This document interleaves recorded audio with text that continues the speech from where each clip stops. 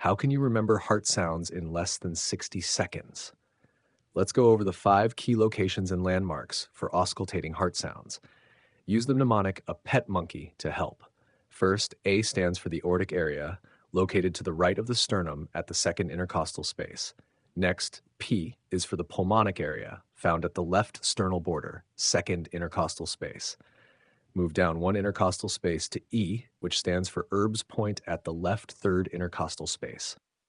Move down one more intercostal space to T, which stands for the tricuspid area, located at the left sternal border, fourth intercostal space. Finally, M is for the mitral area, located at the left fifth intercostal space, mid-clavicular line. You can also associate the M with mid-clavicular